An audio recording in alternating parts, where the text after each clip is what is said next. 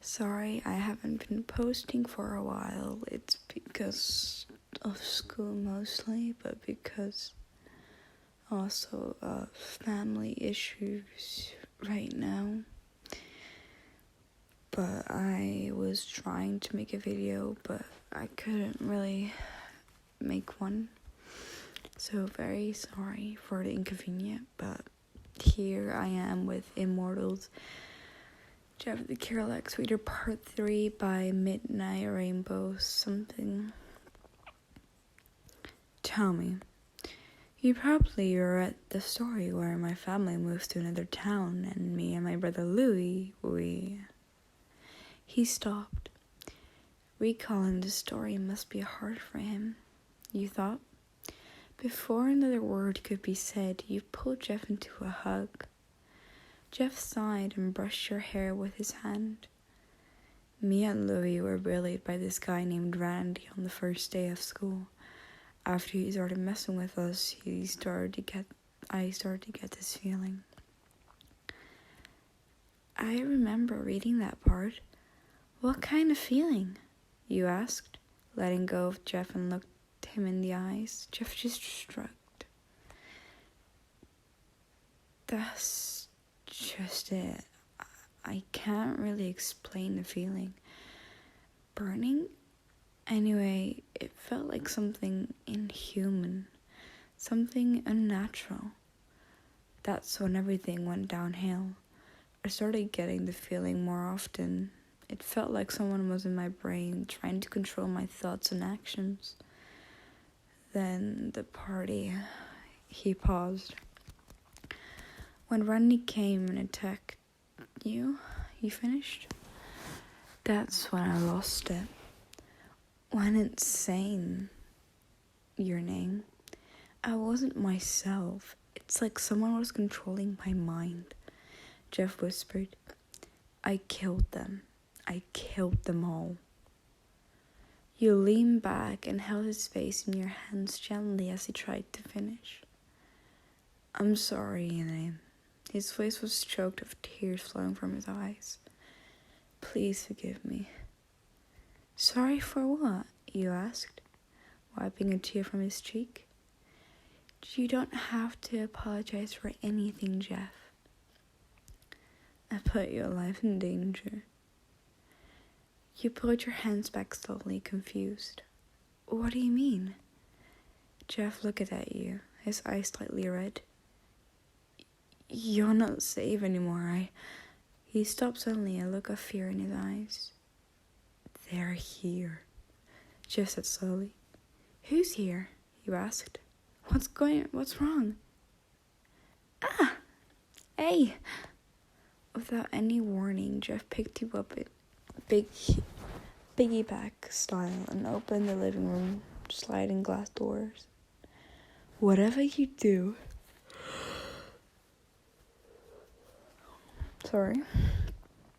Whatever you do, Jeff whispered, wiping the tears from his face and regaining his composure, don't turn around.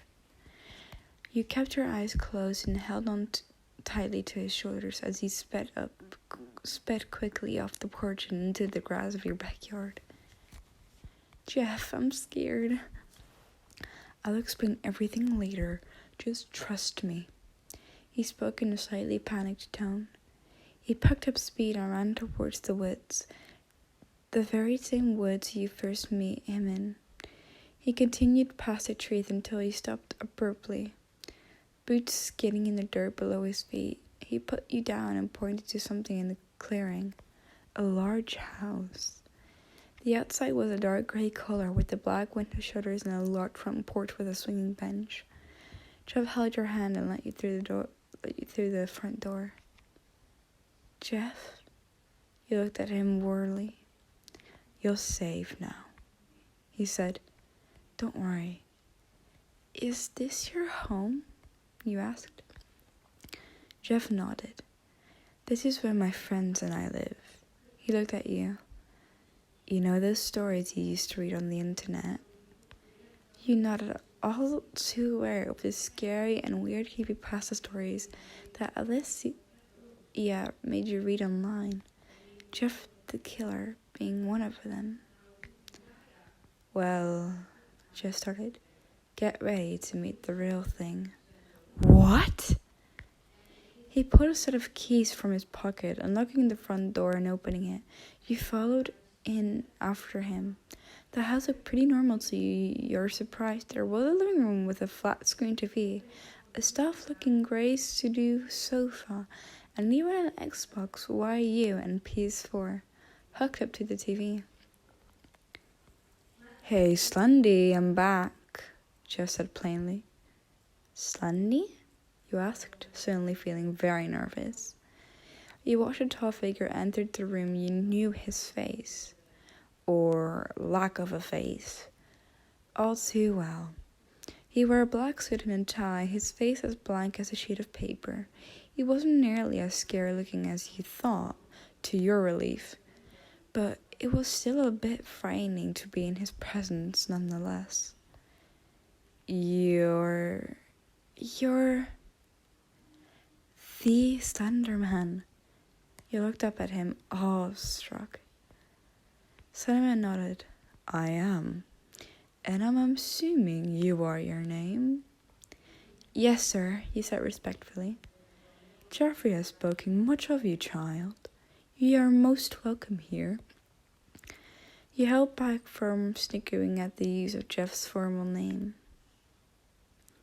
His voice sounded like an eerie echo. However, it was calm, mature-sounding voice. Thank you, sir, he said, bowing your head. How do one even behave around a powerful entity? And quite the polite lady as well, he turned to Jeff. But I must ask why you have brought her here. Well, Who's she? The three of you turned to face a boy with golden hair. He wore an outfit that reminded you of a game that you used to play as a kid, The Legend of Zelda. Oh, right. He must be that Ben drowned guy. His black and red eyes kind of creeped you out, but they were also kind of cool. Standing behind him was a taller person, a male. He wore a white mask with black circles around where the eyes should be, and delicate painted black lips. Other than that, he looked like a normal guy with brown hair, a khaki jacket, and jeans. Masky. All the stories you had ever read about them, they were true. Jeff held onto your hand. This is your name, my girlfriend. Wait, hold on, I did it wrong. My girlfriend, you finished, surprising to both of you. Ben looked at you with a pleasant expression. However, you could see a glint of mischief in it. He turned to Jeff and nudged him playfully.